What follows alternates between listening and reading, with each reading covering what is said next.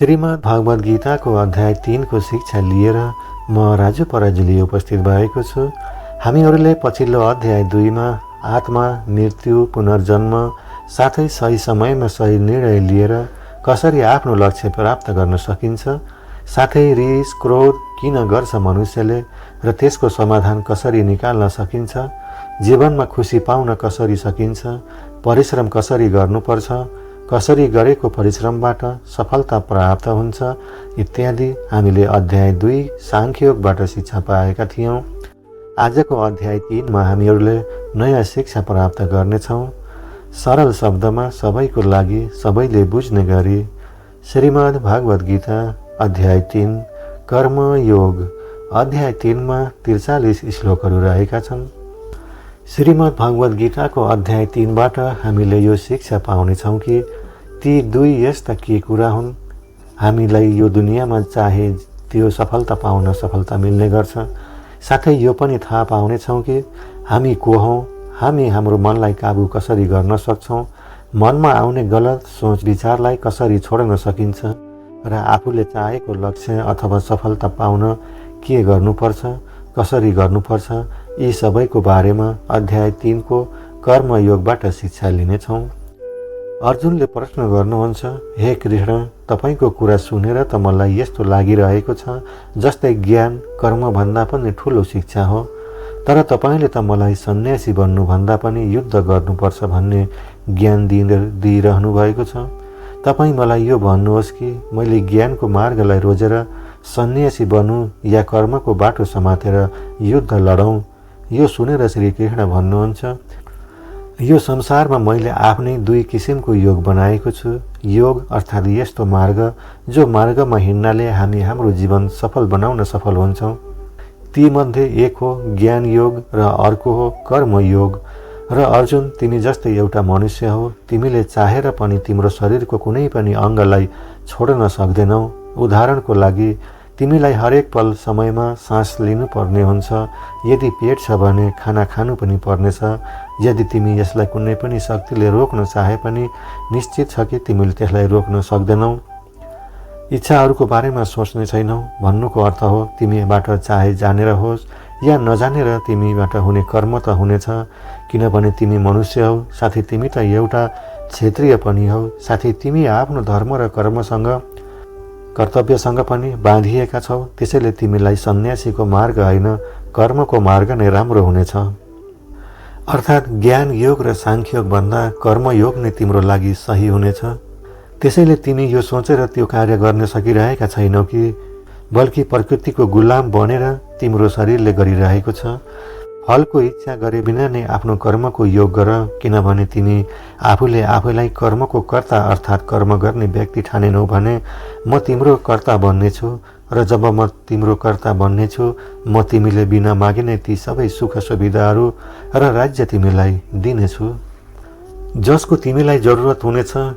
बिना मेहनत गरेर नै सबै सुख सुविधा र राज्यको भोग गर्यौ भने तिमी चोरको श्रेणीमा गनिनेछौ र तिमी कहिल्यै परमात्मा अर्थात् मसँग कहिल्यै मिल्न सक्ने छैनौ।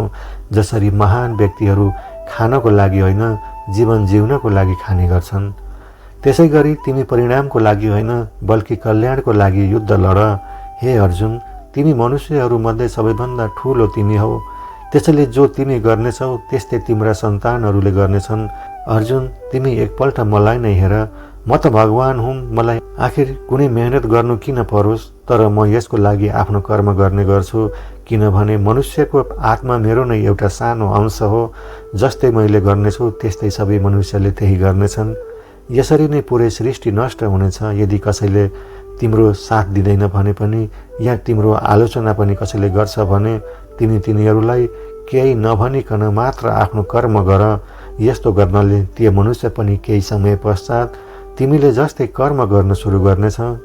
जो व्यक्तिले यो सोच्ने गर्छ कि उसले त्यो कर्म आफै गर्ने गर्छ, त्योभन्दा ठूलो मूर्ख र दुखी यो दुनियाँमा कोही पनि हुँदैन र ज्ञानी व्यक्तिद्वारा त्यस्ता मूर्खहरूलाई कहिल्यै उपदेश दिन उचित पनि हुँदैन। तिमी पनि आफूले आफैलाई बन्धनमा नबाँधेर बिना कुनै आशा गरेर, दया गरेर या पछुतो मानेर आफ्नो कर्तव्यको पालना गर। तिमी युद्ध लड।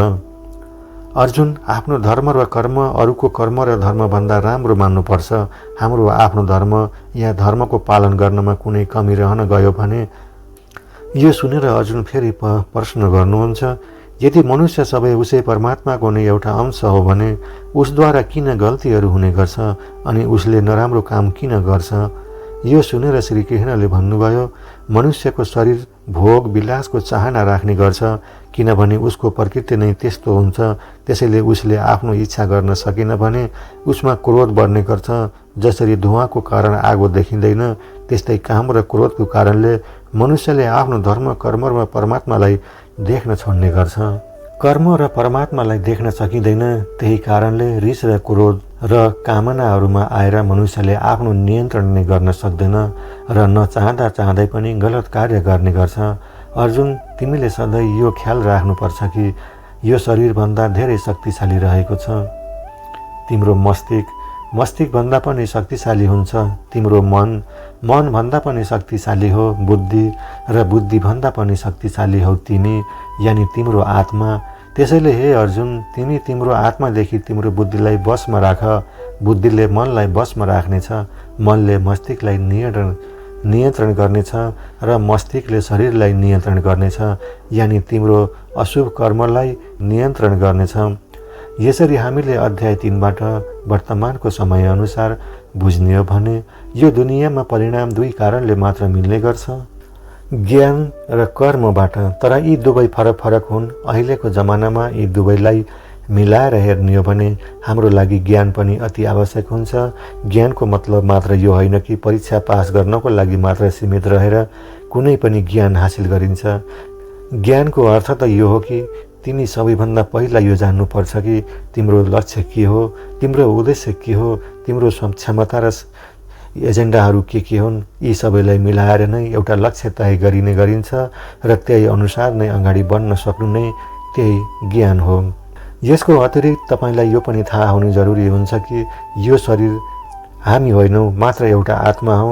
हाम्रो आत्मा यानि हामी आफै हाम्रो विचार, सिद्धान्त र सोचभन्दा धेरै माथि छौँ।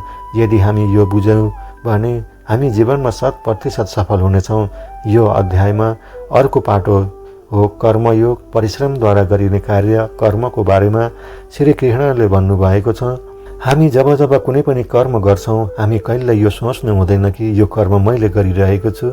जब हामी यो सोच्ने छौँ कि हामी काम गरिरहेका छैनौँ, तब यसको दुई फाइदा हुनेछन्। एउटा त यो हो कि हामी हाम्रो कामको परिणाम कस्तो हुन्छ भनेर चिन्तित हुने छैनौँ। दोस्रो यो हो कि हामी मनैदेखि लगनशील भएर काम गर्न सक्नेछौँ। यसको सँगै हामीले कहिले पनि राम्रो होस् या नराम्रो होस्, प्राप्त परिणामलाई लिएर दुखी कहिल्यै हुनु हुँदैन। श्री कृष्णको भनाइअनुसार मनुष्यलाई मात्र कर्म गर्ने अधिकार दिएको छ। हामी आफैलाई परमात्माले दिएको एउटा सानो अंश मात्र बुझ्नुपर्छ र त्यही अनुसार सत्य कर्म गर्नुपर्छ। यो थियो श्रीमद् भगवद् गीताको अध्याय 3 को शिक्षा कर्म योग।